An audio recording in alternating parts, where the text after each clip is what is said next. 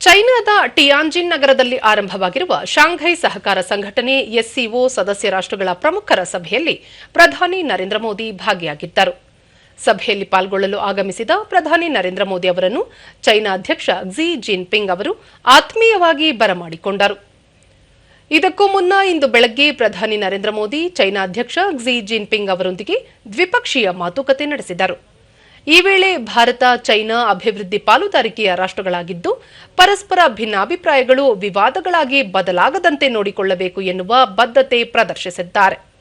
ವ್ಯಾಪಾರ, ಗಡಿ ರಕ್ಷಣೆ ಸೇರಿದಂತೆ ಹಲವು ವಿಚಾರಗಳ ಕುರಿತು ವಿಸ್ತೃತ ಮಾತುಕತೆ ನಡೆಸಿದರು. ಗಡಿ ವಿಚಾರದಲ್ಲಿ ಉಭಯ ದೇಶಗಳಿಗೂ ಒಪ್ಪಿಗೆಯಾಗುವ ಪರಿಹಾರ ಸೂತ್ರಗಳನ್ನು ಪಾಲಿಸುವ ಅಗತ್ಯವನ್ನು ಪ್ರತಿಪಾದಿಸಿದರು. ಜನಸಂಪರ್ಕ ಹಾಗೂ ನೇರ ವಿಮಾನಯಾನ ಸೌಲಭ್ಯವನ್ನು ಹೆಚ್ಚಿಸುವುದು, ಹೂಡಿಕೆ ಮತ್ತು ವ್ಯಾಪಾರ ಸಂಬಂಧವನ್ನು ವಿಸ್ತರಿಸುವಲ್ಲಿ ರಾಜಕೀಯ ಮತ್ತು ಕಾರ್ಯತಂತ್ರದ ಮಾರ್ಗವನ್ನು ಅನುಸರಿಸುವುದು ಅಗತ್ಯ ಎಂದು ಅಭಿಪ್ರಾಯಪಟ್ಟರು.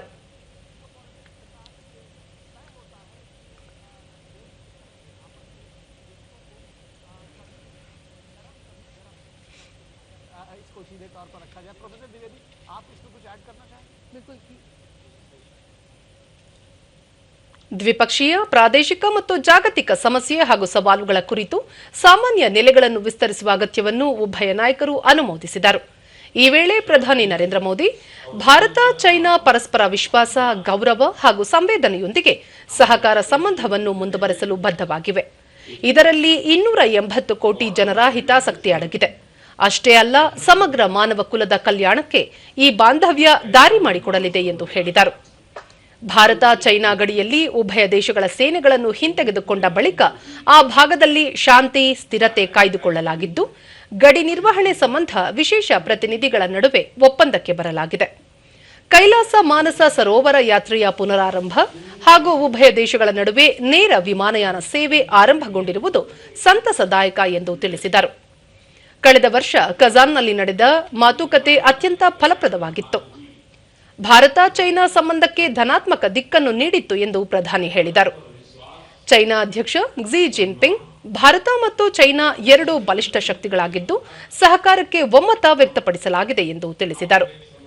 ಬಳಿಕ ಪ್ರಧಾನಿ ಆಡಳಿತಾರೂಢ ಕಮ್ಯುನಿಸ್ಟ್ ಪಕ್ಷದ ನಾಯಕ ಕಾಯಿಕೆ ಅವರನ್ನು ಭೇಟಿ ಮಾಡಿ ಮಾತುಕತೆ ನಡೆಸಿದರು. ಭಾರತ ಚೈನಾ ಬಾಂಧವ್ಯಕ್ಕೆ ಸಂಬಂಧಿಸಿದ ಹಲವು ಅಂಶಗಳ ಕುರಿತು ಚರ್ಚಿಸಿದರು. बहुत बहुत बधाई देता हूं। एक बार फिर चीन यात्रा के निमंत्रण के लिए और आज की हमारी बैठक के लिए आपका हार्दिक धन्यवाद। ಶಾಂಘೈ ಸಹಕಾರ ಸಂಘಟನೆ ಸಭೆಯಲ್ಲಿ ರಷ್ಯಾ ಅಧ್ಯಕ್ಷ ವ್ಲಾಡಿಮಿರ್ ಪುಟಿನ್ ಸೇರಿದಂತೆ 20ಕ್ಕೂ ಹೆಚ್ಚು ಜಾಗತಿಕ ನಾಯಕರು ಮತ್ತು 10 ಅಂತಾರಾಷ್ಟ್ರೀಯ ಸಂಸ್ಥೆಗಳ ಮುಖ್ಯಸ್ಥರು ಪಾಲ್ಗೊಂಡಿದ್ದು, ಪ್ರಧಾನಿ ನರೇಂದ್ರ ಮೋದಿ ಹಲವು ರಾಷ್ಟ್ರಗಳ ಪ್ರಮುಖರೊಂದಿಗೆ ಸರಣಿ ಸಭೆಗಳನ್ನು ನಡೆಸುತ್ತಿದ್ದಾರೆ. ಇದರ ಭಾಗವಾಗಿ ಮ್ಯಾನ್ಮಾರ್ ವರಿಷ್ಠ ಜನರಲ್ ಮಿನ್ ಹ್ಯಾಂಗ್ ಹಾಂಗ್ ಅವರೊಂದಿಗೆ ಚರ್ಚೆ ನಡೆಸಿದರು.